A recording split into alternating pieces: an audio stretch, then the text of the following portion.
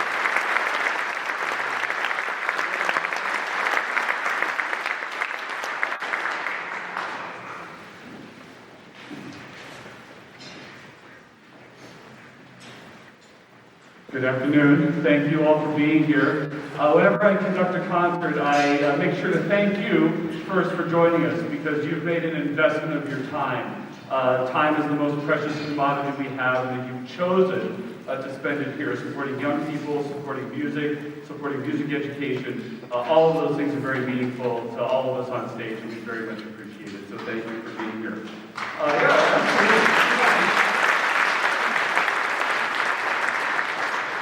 There's a lot of bad stuff in the world right now. This is a good thing in the world, and I'm glad you're all here. We're here together. The first piece we played is a piece that I wrote, good grief, like 12 years ago now, called Things That Never Were, written for the Egan High School 20th anniversary class in the Twin Cities of Minneapolis-St. Paul. Egan is an Irish settlement outside Minneapolis. You can tell I'm Irish. And the text comes from George Bernard Shaw, from his big, long book, Back to Methuselah. And the line is, you see things that are and ask why. I see things that never were and ask why not. And that line was a favorite of Senator Robert F. Kennedy back in the 60s. When he was assassinated, his brother Ted Kennedy eulogized him with that quote. And so I thought it was a nice combination to take this Irish playwright, this Irish political dynasty, and this Irish community and tie all those things together. It was written for the graduating class, so that's why it's so joyful, so optimistic. And coming out of a dark period and a real challenging struggle period, it's nice to find some joy, and I hope that we were able to share some of that with you today. The next piece, which is the longest piece on the program, it's about 20 years old now.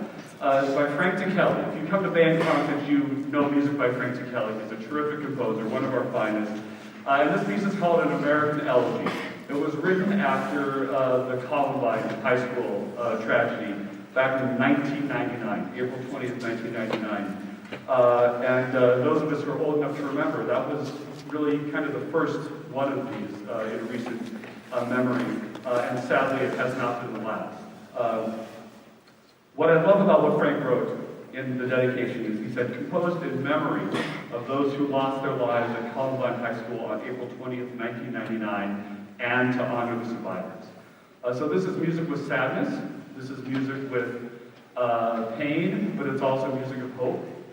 It's also music of belief in ourselves and what we can become and what we can rebuild, which again is another emotion that I think is valuable at this time in our world. Frank wanted to quote the Columbine High School alma mater, the school song, when he wrote the piece and found that they didn't have one. So he wrote the book. He wrote a short choral alma mater for the school, which then he quoted in his piece. And we're going to share with you first the Columbine High School alma mater. So you have a chance to hear that. We'll go directly into the piece, and you should hear a couple references to that as well. So here is Frank Ticheli's An American Elegy.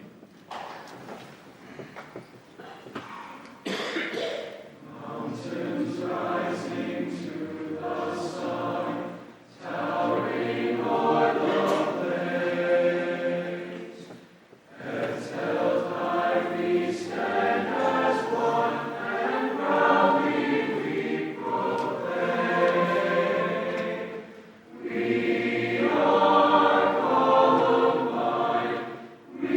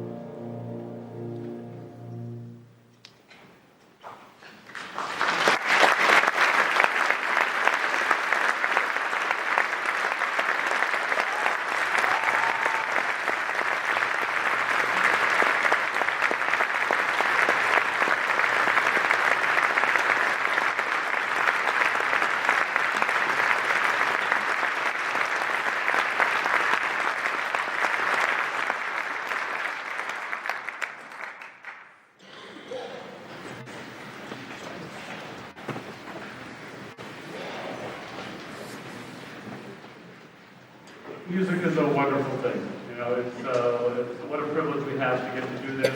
What a privilege those of us who get to work with these young people for a couple days or every day have to come into a room and to create beauty. It's really a wonderful thing, and I hope that you all know how important it is and that you speak out in support of it. Since I'm standing in front of a microphone, I do always like to remind people of how important it is that this continues and how many people and how much support is necessary to make it happen. Certainly parents, other family support networks, teachers, everyone else who supports the teaching, who supports the schools to make this possible. Plus the young people themselves who sacrifice enormous amounts of time, energy, and dedication in order to achieve this kind of excellence. A lot of times we talk about music. This is in a book by Bruce Adolph called Mozart, Parrots, and Cherry Blossoms in the Wind. And he says, a lot of times we talk about the side effects of music education. Side effects like higher test scores, higher SAT, ACT scores, better grades. Lots of side effects of what being in music can do. And I think those are true. There's been some research to suggest otherwise, but I think it's true. I think music makes kids smarter. And I'm happy to come hold a sign behind you and make that argument if it helps keep programs thriving, if it helps keep this experience available to kids. But what I think is more important than music making kids smarter is that music makes kids better. It makes them more deeply understand themselves and others. It makes them not only appreciate beauty, but create it. It gives them an opportunity to express themselves and how they feel about each other and how they feel about the world.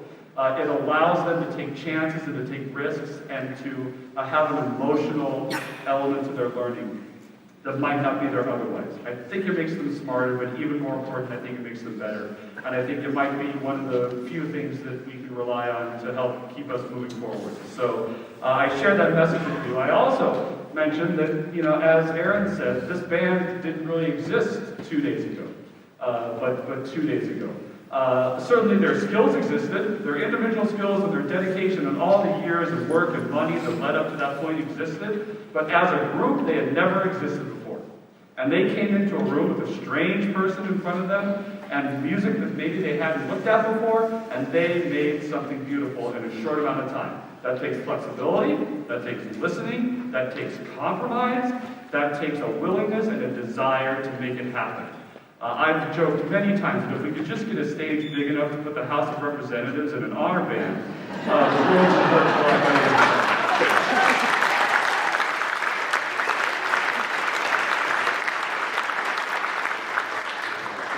Problem is they'd all want to play first trumpet. But I hope that you will go forth as ambassadors, as missionaries, as people to tell the good news of what you've seen here today, of the music making, of the camaraderie, of the cooperation, and of the achievement. I think it's a really beautiful thing, and I'm proud to be associated with it and to be associated with these young people. Last piece we're going to play for you is about 7 minutes long. It's called Variations on a Korean Folk Song. It's from the 1960s. It's a band classic. It's based on Arirang, which is sort of the national folk tune of Korea. It's very akin to maybe Amazing Grace or Shenandoah here. John Barnes Chance takes the tune, he presents it once very basically, and then he puts it through a series of variations. There's one that I think sounds like a cowboy western. There's one that is really fast and animated. There's one that sounds to me almost like a lounge act. A smoky basement bar. There's one that sounds like a parade going down the street. And then the end is this great little combination of the themes all layered on top of each other, and it goes to a pretty conclusive ending. You'll know when this one is over. So thank you again for being here. Thank you for supporting these young people and supporting music, and I hope you enjoy Variations on a Korean Folk Song.